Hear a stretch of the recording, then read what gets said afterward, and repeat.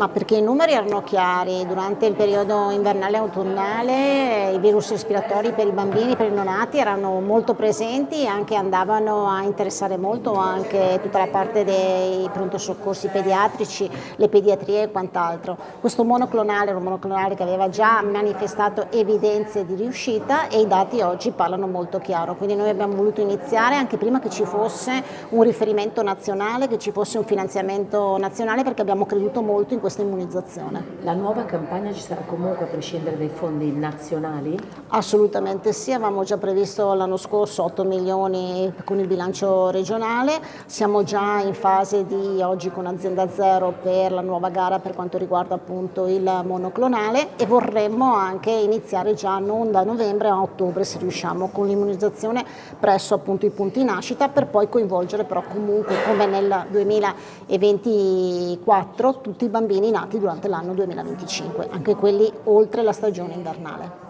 Quindi non un vaccino ma un monoclonale, questo anche ha aiutato nella comunicazione alle famiglie. Ma credo che abbia aiutato soprattutto il dialogo con i professionisti all'interno dei punti nascita, i professionisti dei pediatri di libera scelta che ci hanno aiutato molto, i dipartimenti di prevenzione, insomma nel comunicare, nel far capire quanto fosse importante questa immunizzazione che protegge il bambino anche rispetto ad altre patologie che si possono presentare successivamente. Credo che il numero insomma più eclatante sia quello dei ricoveri, da 1 migliaio di ricoveri nell'anno precedente a 260 ricoveri nell'anno 2024, insomma sono numeri molto importanti, come l'occupazione in terapia intensiva, un crollo dell'occupazione pediatrica in terapia intensiva dell'83%, insomma credo che sia un crollo importantissimo. La nuova campagna coinciderà con la nuova pediatria? Ah sì, questo è vero, visto che ci troviamo a Padova, è vero, la nuova campagna coinciderà sicuramente con l'apertura della nuova pediatria, insomma che è prevista sicuramente tra la fine dell'anno prossimo e l'inizio come operatività, poi chiaramente sappiamo che i lavori saranno finiti già per giugno di quest'anno. E i lavori, quantomeno insomma, quelli burocratici, vanno avanti anche per quanto riguarda il nuovo ospedale di Padova Est?